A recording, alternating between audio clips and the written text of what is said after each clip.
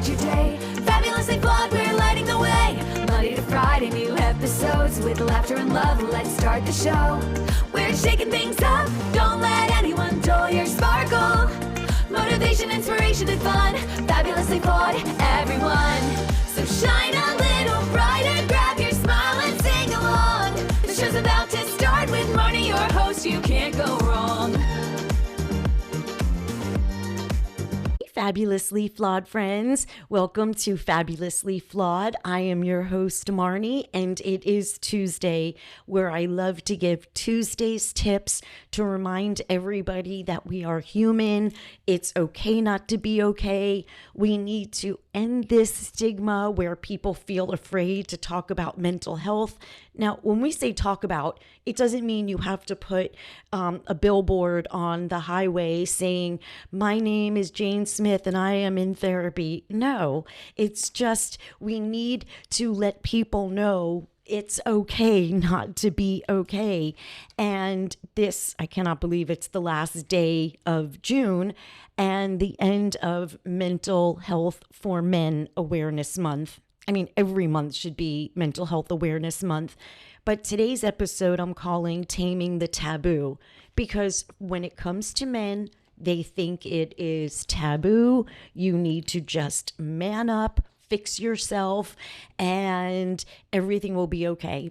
And as men do not take care of their feelings or manage them or acknowledge them, they stuff them. And what happens with that is, I'm going to say, not so good. Statistically, globally, every 60 seconds, every minute globally, a man is dying of suicide. Come on, okay? Enough is enough. To all the dudes in your life, if you know someone who is suffering, or ask them, are you okay? No, how are you really?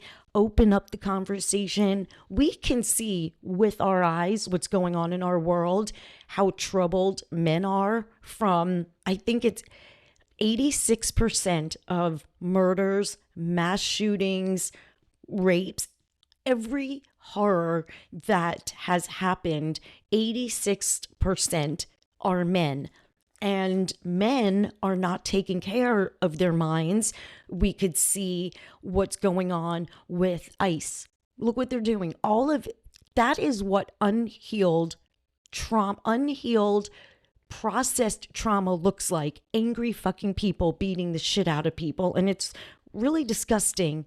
And I know, my demographic is wanting to help my divas. I'm a motivator, which I'm going to talk about more tomorrow. I just wanted to talk about men being the last day of Men's Mental Health Awareness Month. But dudes like to hear mental health inspiration stuff too. They may not act like it. Oh, I'm a big, strong man. I don't want to hear about this. But they're really little boys, scared little boys trapped inside a man's body. And I can tell you, to if any men are listening right now, when you've been open about your mental health, that a woman or a girl you're dating or just met, they find that to be the sexiest thing. Because I can tell you, I don't give a crap, or young girls, not me, but it doesn't matter what they drive, what kind of car they have, what kind of job they have. It doesn't matter the status they have. If someone tells you, oh, I'm working on my mental health, that is an immediate green flag. Like, yay. The red flags are the people that don't admit it. I'm fine and I'm this. And then you hear them at a restaurant and they say, I said I ordered that. That's not a happy, calm person. So we see every day with people in our lives, whether it's our husbands, our boyfriends, our brothers, our uncles, our coworkers, our friends, whomever, they are suffering and they are afraid to reach out. And it is the most masculine thing you can do. Again, every 60 seconds, a man globally is dying of suicide because he's afraid to reach out. Come on. I mean, it's ridiculous. We are all human beings. When we're born, we are babies, boy, girl, but nobody says, oh, but boy, you can't cry. Why am I hearing the baby boy crying? It can only be the baby girl. It's ridiculous. We are human beings. When I was on WFAN, which is the largest sports radio network in New York. I think it's probably the most popular in the country. WFAN, huge, huge, huge, all sports network. All sports means mostly men. And I was on Bob Salter, who has been there since the 90s. He did interviews every Sunday morning. That was his thing, and he interviewed thousands of athletes, thousands of people. Think from the 90s, okay? I was just a young 20-something-year-old girl, and as a 56-year-old woman, that's a lot of time. So Bob interviewed me, and I was talking about mental health, not holding it in, everything I've talked about, the emotional distress some men are in, the anger, and we talked about it for about an hour. And then a couple months after, he decided after all those years he was going to retire. And with that retirement came a very last episode. He didn't do a brand new episode. No, he replayed mine. He replayed my interview on his Sports Man WFA friggin' N in New York. He replayed my interview to let men know they are not alone.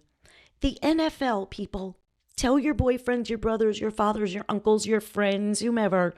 The NFL now has required, and it is mandatory, to have a mental health counselor on site. There are men that they go through their own shit. You have a player, he gets hurt, he can't play anymore. He didn't get drafted, he can't play anymore. He was only popular, he felt in his mind, the player. Now he no longer plays and feels completely invisible and worthless in the world.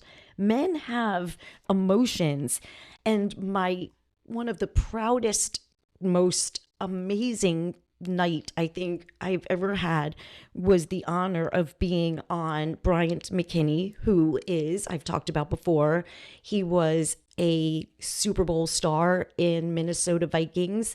He is a pro bowler for University of Miami Hurricanes, and he started his B Major Foundation when he started talking about his mental health. And sitting on a panel with other men, I mean, there were women and men, but hearing some of the men talk about the mental health struggles they go through.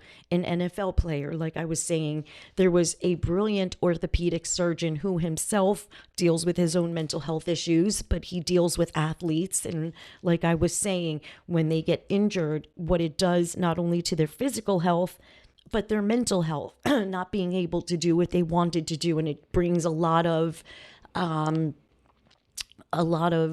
lack of esteem, a lot of lack of self-worth, a lot of depressive thoughts, suicides, and there should be no more statistics. We need, dear God, next year, this time, I sit here and I'm like, oh my God, it is not 60 seconds globally a man decides to die of suicide. And on the panel also was JoJo Simmons. His dad was, Run DMC. And he grew up on a show called, I think, Growing Up Hip Hop. So his identity was, oh, I know you. You're on that show. I know your dad. I know you. You know this one. When the show was over, what did he have? His validation came from the show, from all the compliments, the fans, and everything. Now you're left. So a lot of men don't know how to process that. As women, I mean, I'm just talking about the men in our lives today. And we need to remind them daily. My husband, it took a long time for him to understand what mental health meant, mental health conditions, mental illness, what I go through, what not to do to me. There was a time he was on medication. He was on Lexapro. I don't know why he stopped. But some people think, I'm fine. Man up, you're fine. But if anyone had to if you don't have to walk around miserable, why would you? And let me tell you, nobody takes a megaphone and screams, hey, John Jones down the street is going for therapy, everybody. That doesn't happen. It's between you and yourself. That is it. Reach out. It's like trying to put out a fire yourself. You need the firemen to help you put out a fire. You are your own fire, and you need somebody else to help put it out and navigate the flames. Ooh, I like that one. So remember, everybody, the angry men in this world, you got to fix yourselves, okay? Heal yourselves. If you know someone struggling, please tell them to reach out. There's 988. It is, and shout out to Seth Moulton, the congressman who, a senator who made this possible. 988. I owe everything of my heart to you because I suffered in silence too long. And when 988 was there and I used it for the first time, oh, and 11% of suicides have gone down because people have called 988. Think of 911 for the brain. You are there in crisis. That's your lifeline at the moment. If you're crying over a breakup, if you're crying over life, if you're sad and you don't know why, or if you're on the depths of despair, they are there for you. It is anonymous and it has saved me. Trust me, 988. So my beautiful friends and divas, have a terrific Tuesday, and remember to never ever let anyone burst your bubble, and never ever ever ever ever let anyone dull your sparkle. Have a terrific Tuesday and talk to you guys tomorrow. Thanks so much for joining us on this episode of Fabulously Flawed.